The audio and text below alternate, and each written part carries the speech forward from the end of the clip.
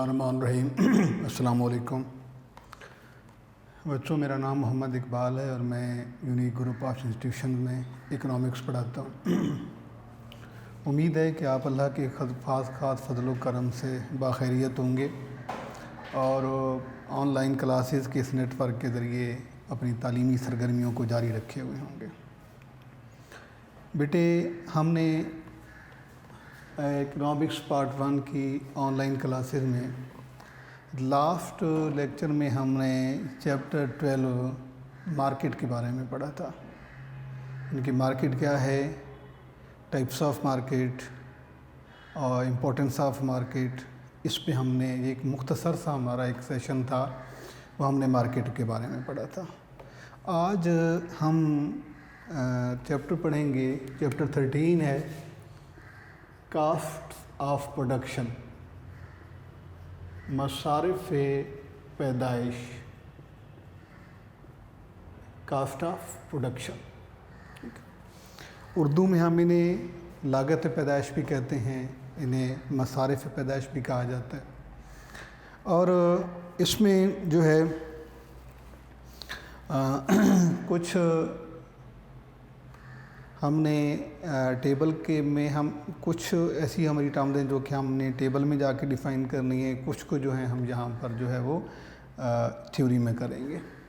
तो अब cast of production का कॉन्सेप्ट क्या है बेटे, हमने बात ये की थी कि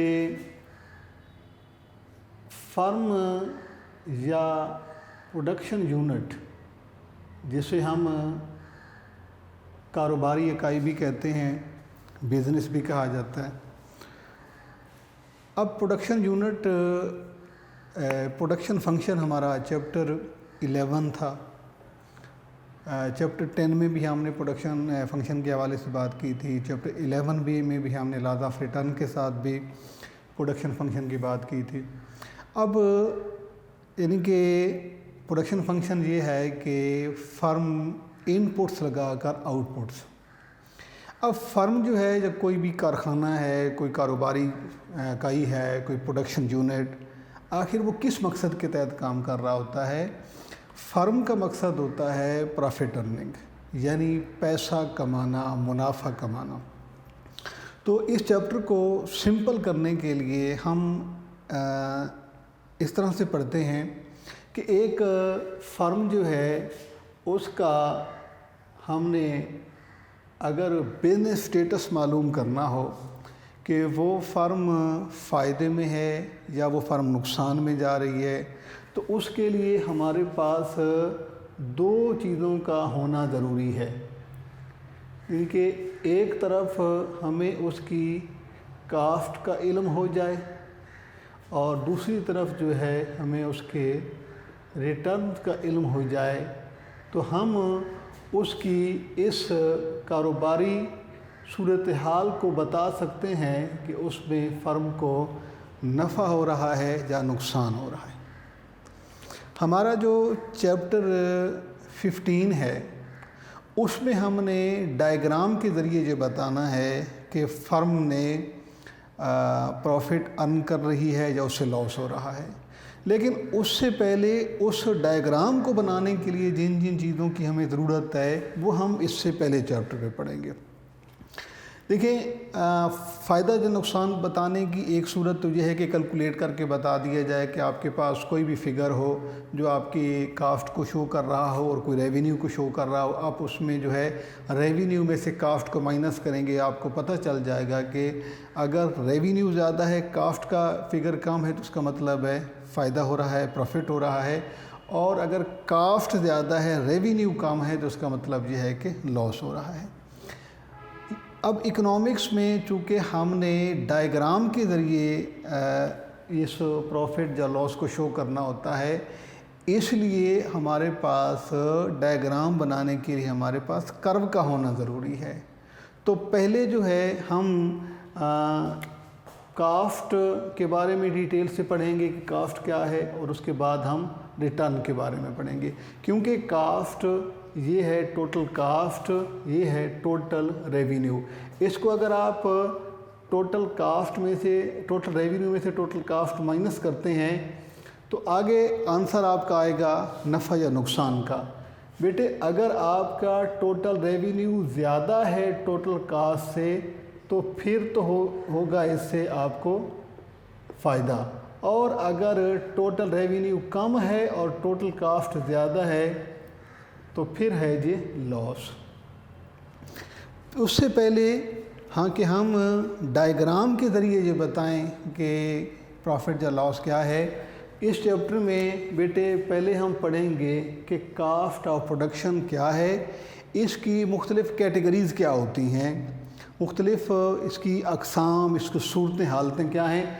उसके बाद हम बात करेंगे रिटर्न के बारे में कि रिटर्न की डेफिनेशन करेंगे, AR, TR, MR क्या है, इस पे हम बात करेंगे। उसके बाद टोटल रेवेन्यू जो है उसको हम परफेक्ट कंपटीशन में भी देखेंगे, मोनोपोली में भी देखेंगे। फिर उसके बाद जो है बेटे हम डायग्राम के ज़रिए बताएंगे कि अगर प्रॉफिट हो तो कैसे शो किया जाता है और अगर लॉस हो रहा हो तो कैसे।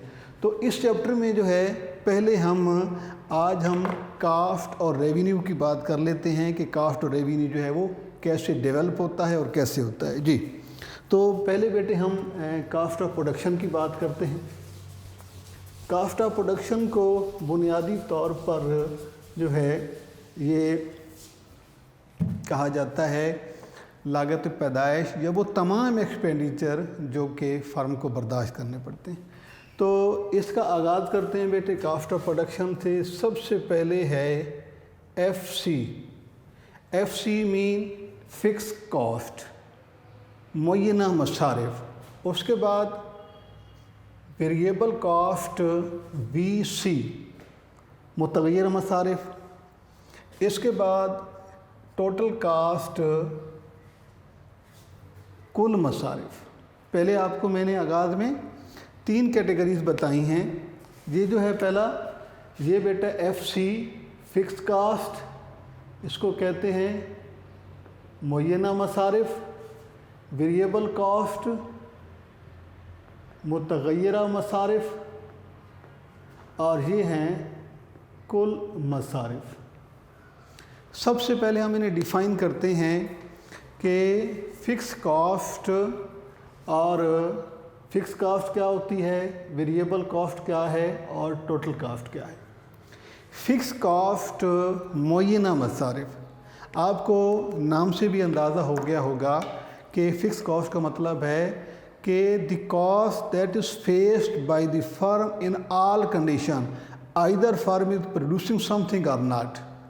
यानी ये वो अखराजात होते हैं जो फ़र्म को हर सूरत में बर्दाश्त करने होते हैं, चाहे फ़र्म कारोबार कर रही है, कोई प्रोडक्शन कर रही है या नहीं कर रही, कम प्रोडक्शन कर रही है, ज़्यादा प्रोडक्शन कर रही है। फ़िक्स कॉस्ट वो अखराजात हैं जो फ़र्म को हर सूरत बर्दाश्त करने होते हैं, चाहे फ़र्म कारोबार कम करे या ज़्यादा करे। मसलन बिल्डिंग का किराया है, ये इसका ताल्लुक़ प्रोडक्शन से नहीं होता, गार्ड की तनख्वाह है ये, तो इसके अलावा परमानेंट स्टाफ की सैलरीज़ हैं ये है, या कोई ऐसा खर्चा जो कि परमानेंटली है उसको हम फ़िक्स कॉस्ट में काउंट करते हैं कि ऐसे अखराजात जो फ़र्म को हर सूरत में बर्दाश्त करने होते हैं, चाहे फ़र्म प्रोडक्शन कर रही है या नहीं। ज़ीरो पे भी वही कास्ट होती है और मैक्सिमम आउटपुट पर भी ये कास्ट वही रहती है।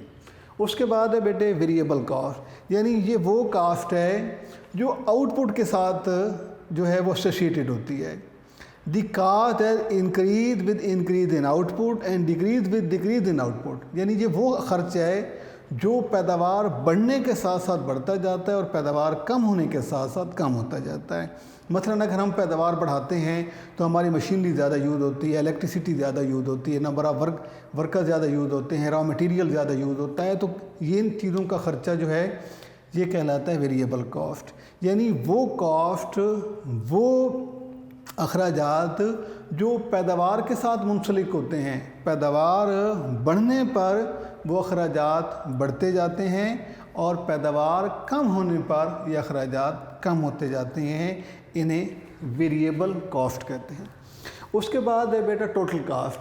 टोटल कास्ट जो है, total cost is the aggregate of fix cost and variable cast.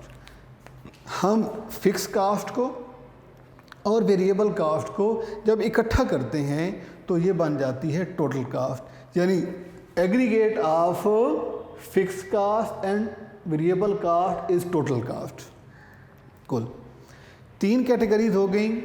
ये वो कास्ट है जो फर्म को हर हाल में बर्दाश्त करनी होती है, हर सूरत बर्दाश्त करती है फर्म। इस एक्सपेंडिचर का ताल्लुक आउटपुट से होता है, आउटपुट बढ़ेगी तो ये बढ़ती जाएंगी, आउटपुट कम हो जाएगी। उसके बाद टोटल कास्ट जो है ये हम वेरिएबल और फिक्स दोनों कास्ट को जब एग्रीगेट करते हैं तो ये फिक्स कास्ट टोटल कास्ट होता है। इसके बाद इन तीनों का एवरेज लेना है हमने। ये है पहले ये एफसी का हो जाएगा, एएफसी एवरेज फिक्स कॉस्ट, उसके बाद एवरेज वेरिएबल कॉस्ट, फिर उसके बाद एवरेज टोटल कास्ट या इसको एसी भी कहते हैं, एवरेज कॉस्ट भी कहते हैं। उसके बाद बेटे एमसी मार्जिनल कॉस्ट।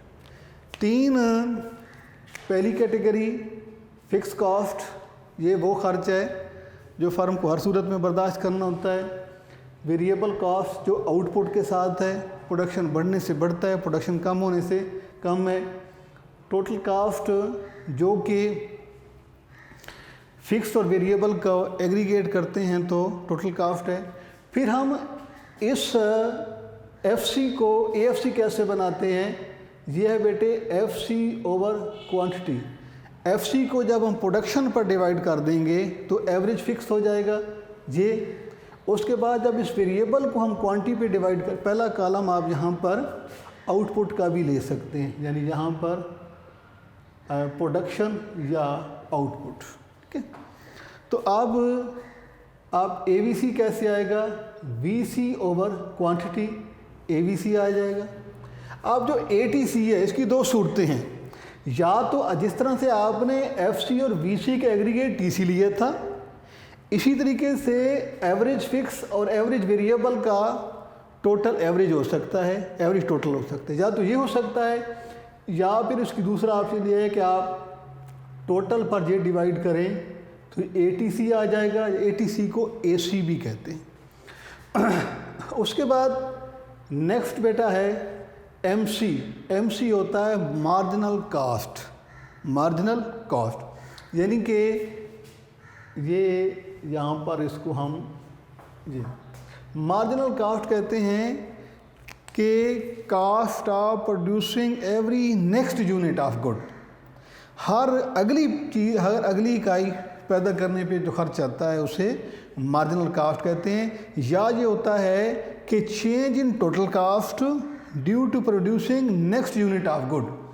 अब ये चीज़ आप बनाते हैं 10 रुपये खर्च होता है, जब 2 बनाते हैं तो 15 हो जाते हैं। इसका मतलब है जो नेक्स्ट आपने बनाई है उस पर 5 रुपये खर्च आया है, लिहाजा वो मार्जिनल कास्ट आएगा। इसका फार्मूला बेटे ये है कि M C is equal to delta T C over delta Q.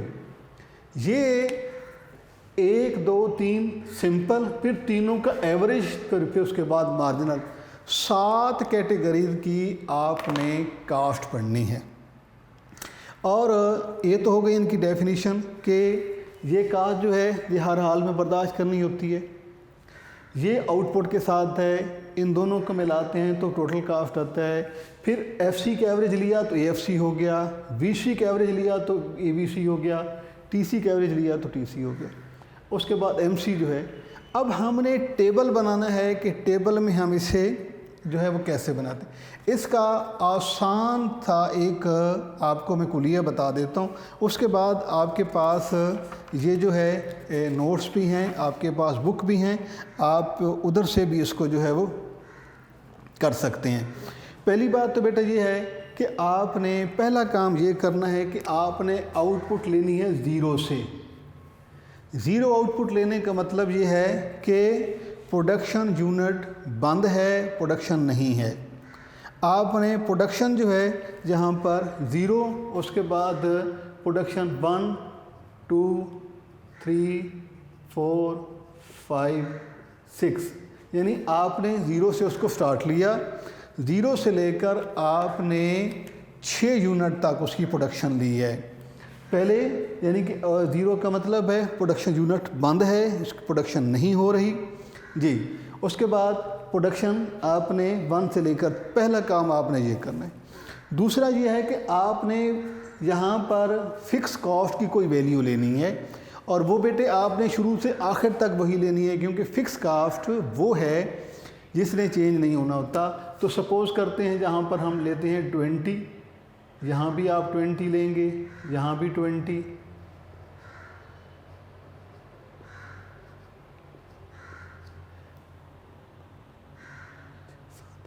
इसका मतलब है कि जब प्रोडक्शन ज़ीरो है उस पर भी 20 रुपये फ़िक्स कॉस्ट है। जब प्रोडक्शन 1 हुई, 2 हुई, प्रोडक्शन बढ़ती जा रही है, लेकिन कास्ट वही है 20 रुपये, क्योंकि हमने जहाँ पर लिखा था कि ये वो अखराजात हैं जो बढ़ते नहीं हैं। 2 बातें ये लेने के बाद आपने बेटा अगला काम ये करना है। तीसरा आप आ जाएंगे MC पर। अब MC बनाएंगे। MC की आपने वैल्यू यानी 3 आपने चीज़ें जूम करनी है, बाकी आपने टेबल को एडजस्ट करना है। कैसे कि पहले आउटपुट 0 से लेनी है आपने, FC कोई सेम वैल्यू ले लेनी है। तीसरा आपने MC में आपने MC की वैल्यू लेते हुए आपने ये जहन में रखना है कि MC की स्लोप ऐसे होती है, ऐसे, यानी पहले उसकी वैल्यू कम होनी है और कम होने के बाद जो है वो बढ़ जानी है जी। तो इसमें जो है आपने MC की वैल्यू कैसे लेनी है कि पहले MC कम होगा और कम होने के बाद ज़्यादा हो जाएगा। तो फिर उसकी वैल्यू मैं आपको यहाँ पे ले देता हूँ। पहले MC में पहले में मार्जिनल में नहीं होता, 0 है। उसके बाद 12, 8, 5 के 12, 8, 5 3 वैल्यू आपने ली हैं, और 10, 20 और 30 उधर भी 6 ऑप्शन हमने 6 जहाँ पे भी उतनी ही वैल्यू ली हैं।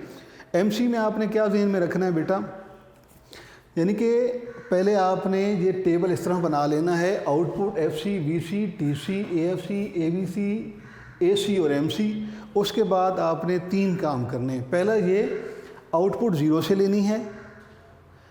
दूसरा फिक्स कॉस्ट का कॉलम आपने कोई भी वैल्यू फिक्स ले लेनी है। तीसरा आपने MC की वैल्यू आपने अजूम करनी है, और वो अजूम कैसे आपने करनी है कि MC की स्लोप जो है ऐसे टिक के निशान की तरह की होती है। आपने पहले 2-3 वैल्यू कम करनी है और उसके बाद जो है 4-5 आपने बढ़ा दी हैं। मैंने वैसे ही किया है, 12, 8, 5 पहले कम की हैं, 10, 20, 30 फिर बढ़ा दिए। अब आपने बाकी जो है वो आपने यहीं से जो है वो उनको डेवलप करना है। मसलन आप MC से बनाएंगे VC, MC से बनाएंगे VC, तो उसमें आपकी जो पहली वैल्यू आ रही है 2, यानी कि आपने इससे बनानी है ये वाली। तो पहली तो हो गई 0, उसके बाद है 12, उसके बाद ऐड करते जाएंगे 8, ये हो जाएगी ये 20। अगली आपकी वैल्यू हो जाएगी 25, क्या जी, 5 ऐड हो गया, फिर 10 हो के 35, फिर उसके बाद जो है 10 ऐड आपने की हैं तो हो गई 25। आपने ये जो है आपकी वैल्यू, इसी से आपने ये आपका MC से VC बनना है। पहले 0 लिया आपने, फिर ये 12, फिर आपने 8 ऐड की 20, फिर 5 ऐड की तो आपकी हो गई 25। उसके बाद आपने 10 की 35 के बाद आपने 20 ऐड करनी है तो ये हो जाएगी 55, और 55 के बाद आप उसमें ऐड करेंगे 30 तो ये हो जाएंगी 85।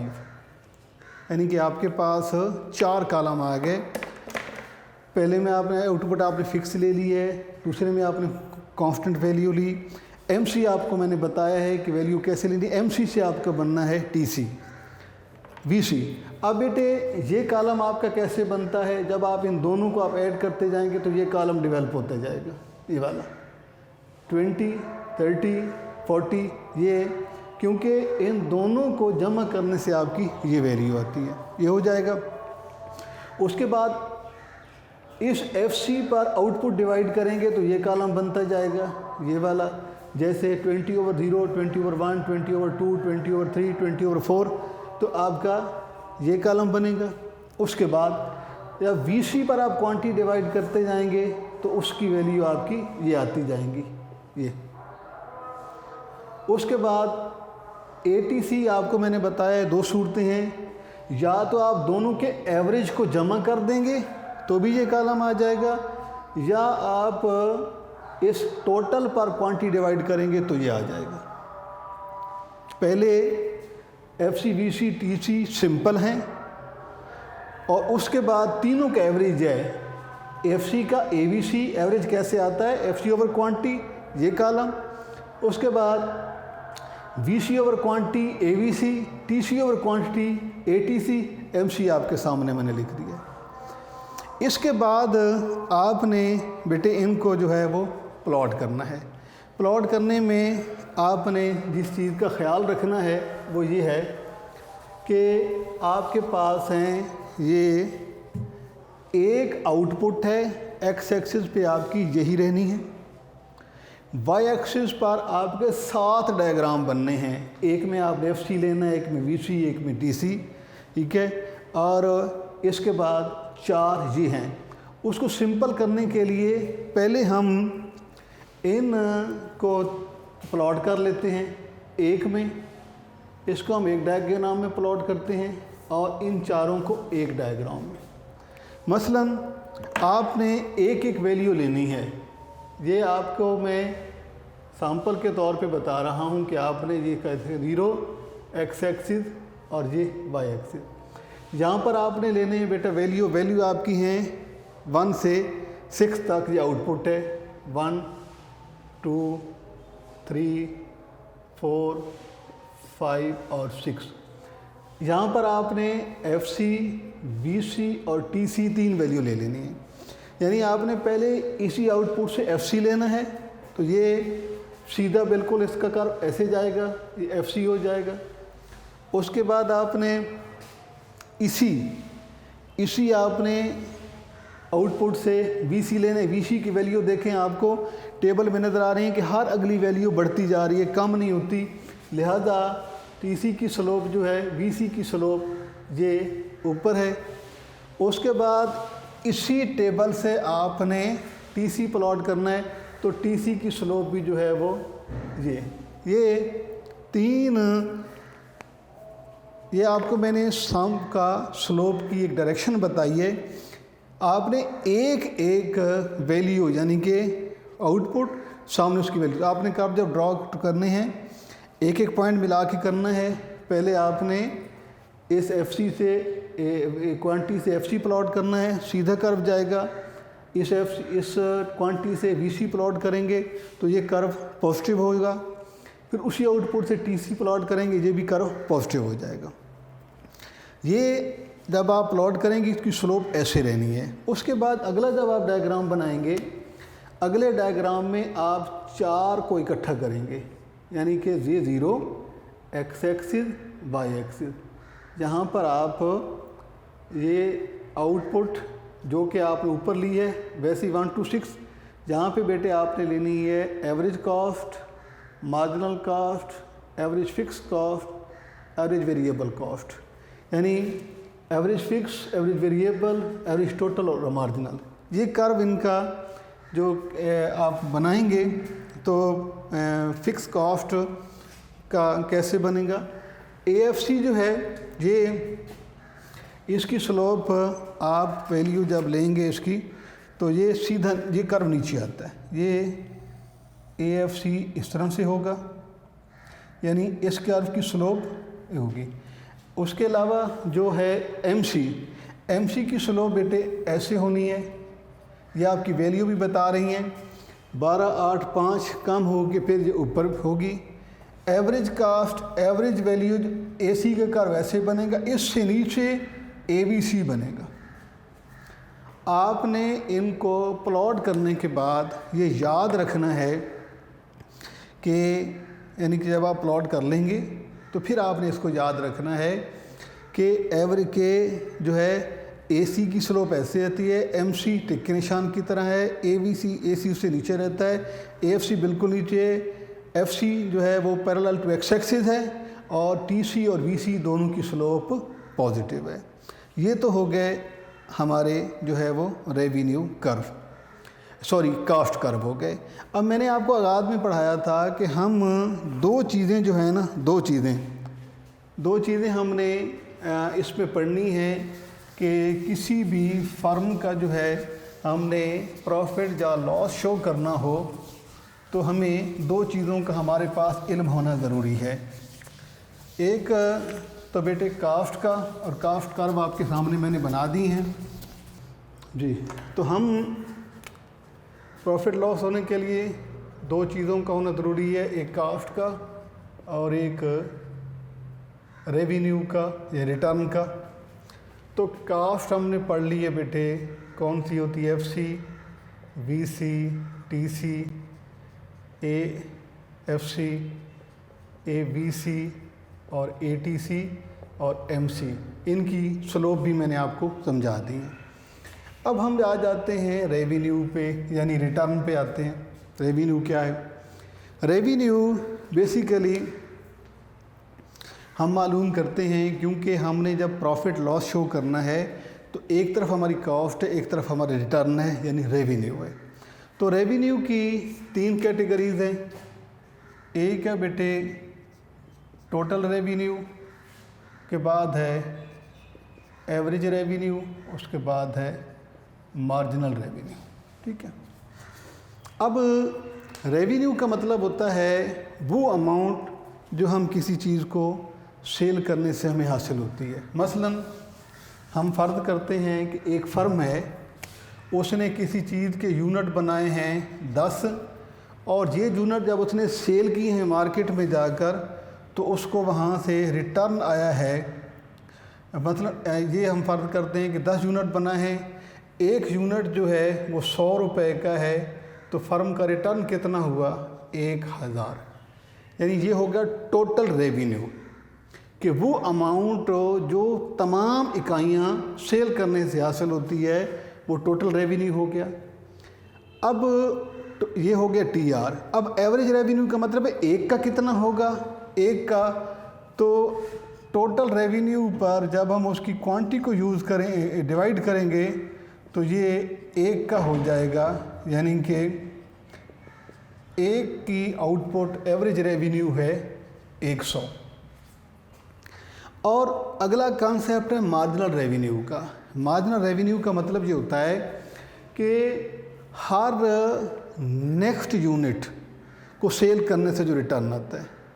मसलन अगर जहाँ से हम फ़र्ज़ करते हैं कि जैसे 10 यूनिट को सेल करने का रिटर्न आया है 1000, और अगर हम यहाँ पर 11 यूनिट करते हैं तो रिटर्न हमारा हो जाता है 1050। इसका मतलब है कि इसमें मार्जिनल कितना है? 50।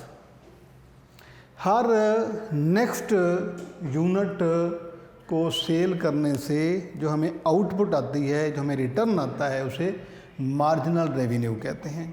अब मार्जिनल रेवेन्यू और रेवेन्यू जो हैं वो मोनोपोली में और होते हैं, परफेक्ट कंपटीशन में और होते हैं। इससे पहले मैंने आपको जो पढ़ाया था कि जो परफेक्ट कंपटीशन होता है उसमें प्राइस सेम रहती है, यानी कि जितनी भी चीज़ें बेचते जाएंगे हर अगली चीज़ का रिटर्न सेम रहना है। इस और जो है मोनोपोली, उसका रेवेन्यू जो है वो डिफरेंट हो जाता है। तो यहाँ पर वो करते हैं कि रेवेन्यू अंडर परफेक्ट कंपटीशन, और या परफेक्ट मार्केट भी हम उसे कहते हैं। देखें बेटे कि रेवेन्यू अंडर परफेक्ट कंपटीशन या परफेक्ट मार्केट भी आप लिख सकते हैं।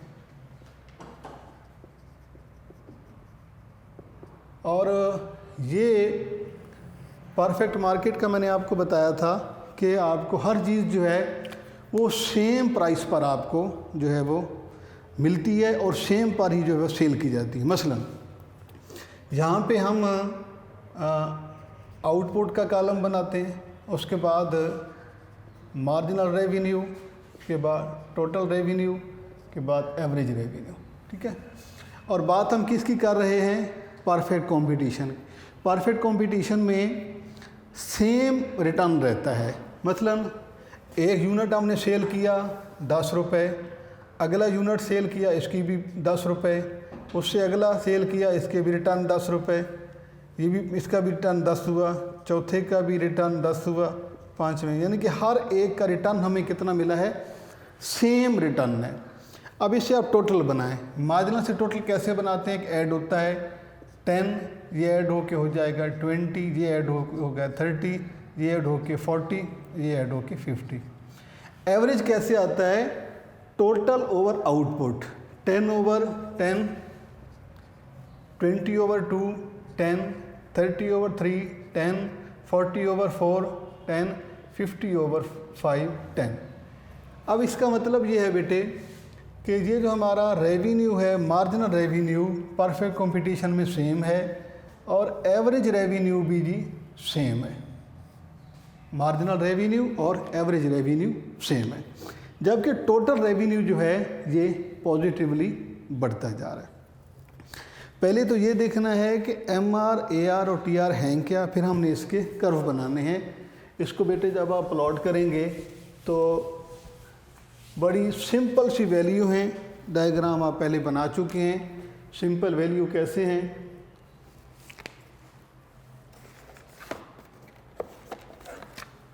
कि इसमें आप ये डायग्राम बनाएंगे, ये 0 है x एक्सिस, y एक्सिस, यहाँ पर आप आउटपुट लें और यहाँ पे आप एवरेज रेवेन्यू और मार्जिनल रेवेन्यू और टोटल रेवेन्यू ये आप प्लॉट करें। आउटपुट है बेटे आपके पास 1 2 3 4 एंड 5। यहाँ पे चूँकि आपने तीनों इकट्ठी करने हैं, लिहाजा आपने वैल्यू वो लेनी है जो तीनों को करें। इसमें बेटे आप 10, 20, 30, 40 और 50। अब आप ये देखें, आउटपुट 1 पे इस आउटपुट से पहले आप MR प्लॉट करें, सारी वैल्यू सेम है, ये कर्व बेटे सीधा बनेगा, यानी MR कर्व सीधा होगा, क्योंकि 1 पे भी 10 है, 2 पे भी 10 है, 3 पे भी 10 है, हर वैल्यू पे 10 है। ये आपका हो गया। उसके बाद आप इसी आउटपुट से AR प्लॉट करेंगे तो इसकी वैल्यू भी वही है, लिहाजा MR is equal to AR, average revenue हो जाएगा। उसके बाद तीसरा है TR 10, 20, 30, 40, 50। जिसका कर्व बेटे जो है ये पॉजिटिव हो जाएगा, टोटल रेवेन्यू ये हो जाएगा। इसका मतलब है कि रेवेन्यू कर्व जो हैं परफेक्ट कंपटीशन में वो हमने याद रखने हैं कि AR और MR जो हैं ये वैल्यू सेम होती है, ये एक्स एक्सिस के पैरेलल होते हैं, जबकि TR जो है ये पॉजिटिव होता है। असल में हमारा जो अगला चैप्टर है उसमें हमने प्रॉफिट लॉस को शो करना है। तो प्रॉफिट और लॉस को शो करने के लिए हमारे पास कॉस्ट कर्व होनी चाहिए और रेवेन्यू कर्व होने चाहिए। इस चैप्टर में हमने, यानी कास्ट का चैप्टर है, इसमें हमने रेवेन्यू कास्ट कर्व के बारे में पढ़ा है कि उनकी स्लोप कैसे होती है, और रेवेन्यू कर्व के बारे में हमने पढ़ा है कि स्लोप कैसे होती है। इसमें हमने सिर्फ स्लोप जानी है ताकि हमें पता हो कि जब हम अगले चैप्टर में जा करें कि कर्व बनाएं तो हमारे लिए जो है वो आसान हो जाए। इंशाअल्लाह बेटे हमारा जो अगला चैप्टर होगा उसमें हम इन्हीं कर्व की मदद से, रेवेन्यू कर्व और कास्ट कर्व की मदद से हम परफेक्ट कंपटीशन में नफ़ा और नुकसान, प्रॉफिट लॉस को इंशाल्लाह डायग्राम के ज़रिए शो करेंगे। अल्लाह हाफिज़।